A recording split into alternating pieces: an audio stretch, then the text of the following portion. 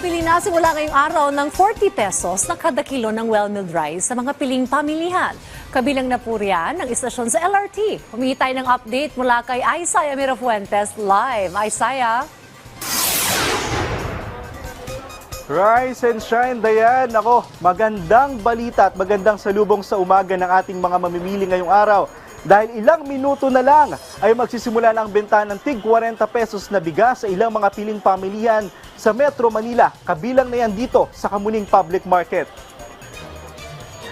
Magkakaroon na ng kaunting kaginawa ng ilang mga mamimili dahil simula na ngayong araw ang pagtatayo ng Department of Agriculture ng kadiwa ng Pangulo Kiosk sa ilang palengke sa NCR na magtitinda ng well-milled rice na 40 pesos per kilo.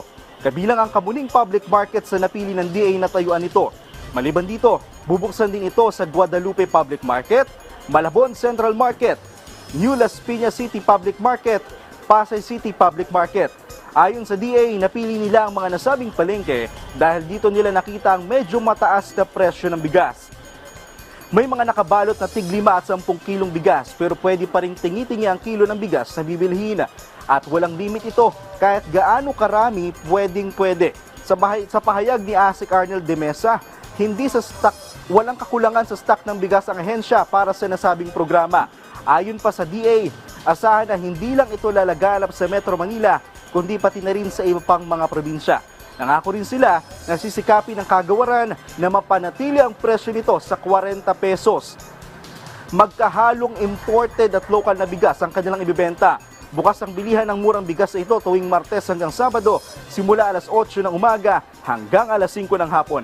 Dayan, nandito ako ngayon sa Kamuning Public Market at isa nga to sa mga palengking napili ng DA na bentahan ng tig 40 pesos na bigas. Sa ngayon, nakatayo na yung stall ng DA dito at ilang minuto na nga lang ay magsisimula na ang bentahan. Kanina nag-ikot-ikot ako dito sa palengke na ito at napansin ko na ang karamiang presyo ng bigas ay nasa 45 pesos hanggang 60 pesos at ang ilan pa nga ay umabot pa ng 65 pesos. Pero magandang balita dahil ilang minuto na lang ngayong araw ay magbibenta na ang DA ng tig 40 pesos na bigas. At yan muna ang latest mula dito sa Kamuning Public Market. Balik muna sa Dayan.